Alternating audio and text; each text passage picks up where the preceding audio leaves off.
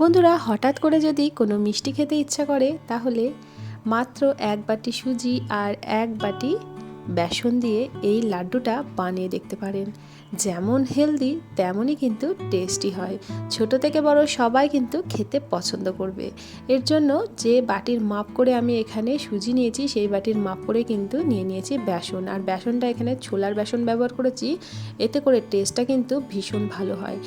এবার আমি সুজি আর বেসনটাকে ভালো করে একটু চামচের সাহায্যে মিশিয়ে দিচ্ছি। খুব ভালো করে আমি এটা মিশিয়ে দিয়েছি একসাথে। এবার দিয়ে দেব 3 চামচ গুঁড়ো দুধ। গুঁড়ো দুধটা অবশ্যই করে দেওয়ার চেষ্টা করবেন, এতে করে কিন্তু এই লাড্ডুর টেস্টটা দারুণ হয়। আর দিয়ে দিচ্ছি খুব সামান্য একটু লবণ। যে কোনো মিষ্টি জিনিসে একটু লবণ দিলে খেতে কিন্তু ভীষণ ভালো লাগে, তবে লবণটা কিন্তু বেশি দেবেন না, খুব সামান্য ওই 1 চিমটি মতো এখানে দিতে হবে। তো এবার গুঁড়ো দুধ আর লবণটাও ভালো করে এই বেসন আর সুজির সাথে মিশিয়ে দিলাম। এখন আমি দিয়ে দেব 2 চামচ ভর্তি করে ঘি। এখানে ঘিটা একটু জমে আছে, তো এবার ঘিটাকে ভালো করে কিন্তু এই বেসন আর সুজির সাথে মিশিয়ে দিতে হবে। এতে করে কিন্তু এই লাড্ডুটা ভীষণ সুন্দর একটা স্মেল হবে, আর প্রত্যেকটা দানা দানা কিন্তু আলাদা আলাদা হয়ে যাবে। ঘিটা কিন্তু ভালো করে এখানে একটু মিশিয়ে দিতে হবে বন্ধুরা।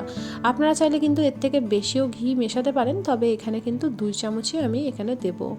এই ঘিটা দেওয়ার পর এরকমভাবে একটু মুঠো করে দেখে নিতে হবে যেন মুঠো হয়ে যায়। আর একটু দেখবেন ছেড়ে দিলে, একটু হাত দিয়ে একটু চেপে দিলে কিন্তু ঝুরঝুর করে ভেঙে যাবে।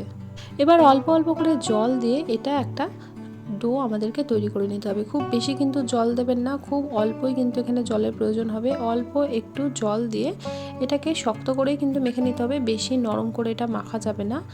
আপনাদেরকে আমি মেখে দেখিয়ে দিচ্ছি বন্ধুরা। আর জলের পরিমাণটা কিন্তু এখানে একদম ঠিকঠাক করে নিতে হবে, খুব অল্প, বেশি কিন্তু জল লাগবে না। আর কতটা জল লাগলো সেটাও আপনাদেরকে আমি এখানে দেখিয়ে দেবো।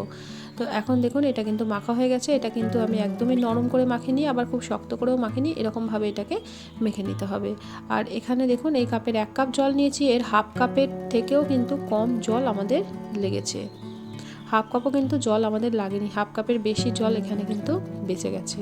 তো এখন দেখুন এভাবে দুটো আমি এখানে লেচি কেটে নিচ্ছি। এটা দুটো ভাগে ভাগ করে নিলাম। যদি আপনাদের এর থেকেও বেশি বানান তাহলে কিন্তু এটা 3টে বা 4টে করে কেটে নেবেন।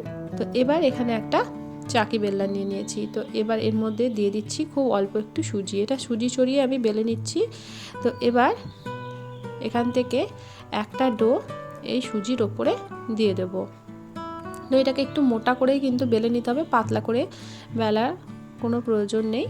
তো দেখুন এই হালকা হাতে এটাকে একটু মোটা করে আমি বেলে নিচ্ছি। আর বেলতে কিন্তু কোনো অসুবিধা হবে না, যেহেতু এটা খুব একটা বেশি নরম করে আমরা বানাইনি, তাই কিন্তু খুব ঝট করেই বেলা হয়ে যাবে। এটা কিন্তু রেস্টে রাখার কোনো প্রয়োজন নেই। তো এরকমভাবে আমি দেখুন একটা বেলে নিলাম, তো আর একটাও একই রকমভাবে বেলে নেবো। আর দেখুন এটা কিন্তু আমি একটু মোটা করেই বেলে নিয়েছি।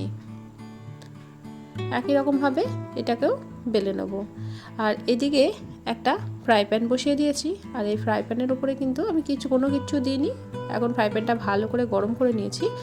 এবার এটাকে দিয়ে দু পিঠটা ভালো করে একটু সেঁকে নিতে হবে।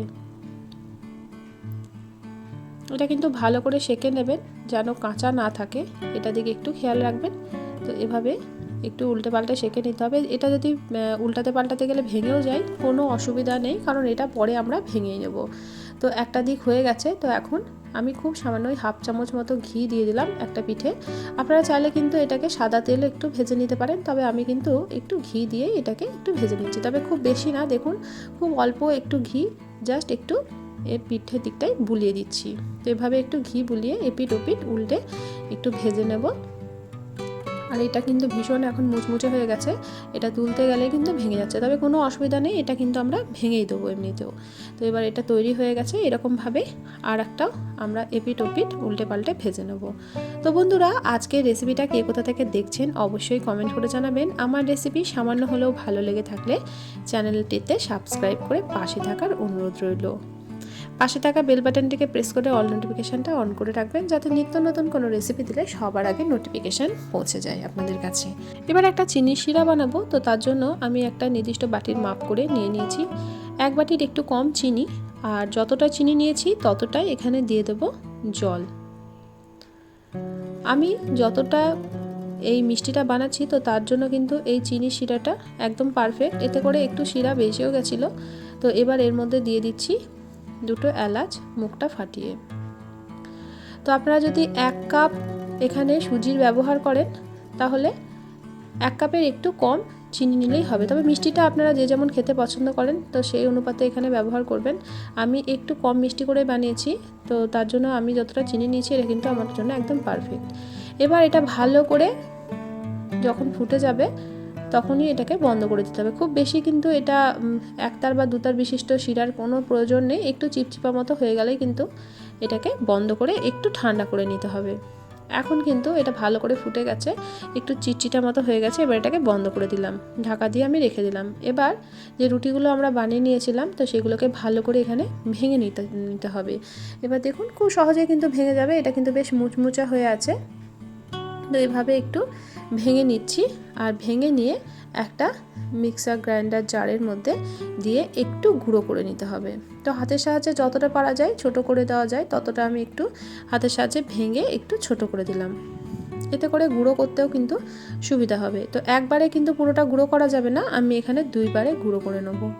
তো বন্ধুরা এখানে আমি মিক্সির জারে ছোটো কোটোটাই নিয়েছি, তো এর মধ্যে দিয়ে 2 বারে আমি গুঁড়ো করে নেব।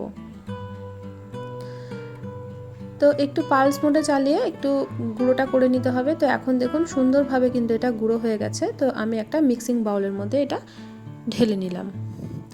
একই রকমভাবে পরে আর যেটুকুটা বেঁচে আছে এইটুকুটাকেও কিন্তু আমরা একই রকমভাবে গুঁড়ো করে নিয়ে চলে আসব। একবার হলেও এই লাড্ডুটা বানিয়ে দেখবেন বন্ধুরা, খেতে কিন্তু ভীষণ ভালো হয়। ছোট থেকে বড় সবাই কিন্তু খেয়ে ভীষণ প্রশংসা করবে। তো পুরোটাই আমি কিন্তু গুঁড়িয়ে নিয়েছি, এখন একটা বাটির মধ্যে আমি নিয়ে নিলাম। এবার এর মধ্যে আবারও দিয়ে দিচ্ছি 2 চামচ ঘি। এবার কিন্তু ঘিটাকে ভালো করে একটু চামচ দিয়ে মিশিয়ে দিতে হবে। এতে করে কিন্তু ভীষণ ভালো লাগে খেতে, আর এর বাইন্ডিংটাও কিন্তু ভীষণ ভালো হবে। আর ঘিয়ের একটা গন্ধ হবে, মনে হবে যেন এই লাড্ডুগুলো ঘি দিয়েই ভাজা হয়েছে। এবার যে চিনির শিরাটা আমরা তৈরি করে রেখেছি তো সেটা অল্প অল্প করে দিয়ে এখানে মেখে নিতে হবে। তবে এখন কিন্তু চিনি শিরাটা হালকা একটু গরম আছে, চিনি শিরাটা কিন্তু হালকা একটু গরম অবস্থাতেই দিতে হবে। খুব বেশি ঠান্ডা হয়ে গেলে কিন্তু এটা ভালোভাবে লাড্ডুগুলো বানানো যাবে না। হালকা একটু গরম গরম থাকা অবস্থাতে এরকমভাবে একটু দিয়ে এটাকে একটা পাক তৈরি করে নিতে হবে। তো একসঙ্গে কিন্তু পুরোটা দিয়ে দেবেন না, অল্প অল্প করে মেশাতে হবে, তাহলেই কিন্তু এটা সুন্দরভাবে মাখা হবে। তো আমি দেখুন একটু একটু করে দিচ্ছি আর এটাকে ভালো করে মাখিয়ে নিচ্ছি। এই লাড্ডুটা আপনারা কিন্তু ভগবানকে ভোগ প্রসাদ হিসাবেও দিতে পারেন, ভীষণ কিন্তু ভালো হয়। একবার হলেও আপনারা বানিয়ে দেখতে পারেন বন্ধুরা। তো এভাবে একটু করে আমি মাখাচ্ছি আর একটু গোল করে দেখছি যে গোলটা ঠিকঠাক মতো হচ্ছে কিনা। তো এখন কিন্তু এটা খুব ভালো করে আমাদের মাখা হয়ে গেছে। আর দেখুন পুরোটা আমার লাগেনি, এখানে কিন্তু 2 চামচ মতো বেঁচে গেছে। এটা আমি আর এর মধ্যে দেব না। তো এবার ভালো করে হাতটা ধুয়ে চলে এসেছি, হাতের মধ্যে অল্প একটু ঘি বুলিয়ে নিয়েছি। এবার ভালো করে আবার একবার মেখে নিয়ে এর থেকে ছোট্ট ছোট্ট করে গোল গোল করে আমরা লাড্ডুর মতো শেপ দিয়ে দেবো। আর এটা কিন্তু ওই হালকা গরম থাকা অবস্থাতেই লাড্ডুর মতো শেপটা দিয়ে দিতে হবে, কারণ ঠান্ডা হয়ে গেলে এটা কিন্তু এত সুন্দর করে শেপটা দেওয়া যাবে না। আর হাতে ঘি মাখার কারণে কিন্তু একটুও হাতে চিটে যাবে না। আর এই লাড্ডুগুলোর মধ্যে একটা সুন্দর ঘিয়ের গন্ধ হবে, মনে হবে যেন ঘি দিয়েই ভাজা। তো বন্ধুরা দেখুন কতটা সুন্দরভাবে এটা তৈরি হয়ে যাচ্ছে, আর ভীষণ কিন্তু হেলদি আর খুবই টেস্টি হয় এই লাড্ডুগুলো। একবার হলেও কিন্তু আপনারা বাড়িতে এটা ট্রাই করতে পারেন।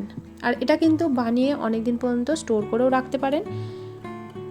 যখন ইচ্ছা করবে কোনো মিষ্টি জিনিস খেতে ঝটপট করে কিন্তু এটা আপনারা বানিয়ে নিতে পারবেন। আর বানিয়ে যদি রেখে দেন তাহলে যখন ইচ্ছা তখনই আপনারা খেয়ে নিতে পারবেন। তো কেমন লাগলো আজকের রেসিপি অবশ্যই আমাকে কমেন্ট করে জানাবেন। রেসিপি সামান্য হলেও ভালো লেগে থাকলে প্রিয়জনদের সঙ্গে শেয়ার করতে কিন্তু ভুলবেন না। আর আপনাদেরকে আমি এটা ভেঙেও দেখাচ্ছি যে কতটা সুন্দর, আর ভেতরটা দেখুন কতটা নরম হয়েছে, যেটা মুখে দিলেই কিন্তু মিলিয়ে যাবে। আর দেখুন কালারটাও কতটা সুন্দর হয়েছে। কাউকে যদি আপনারা না বলে দেন যে এটা সুজি আর বেসন দিয়ে খুব হেলদিভাবে তৈরি করা হয়েছে, কেউ কিন্তু বুঝতেই পারবে না।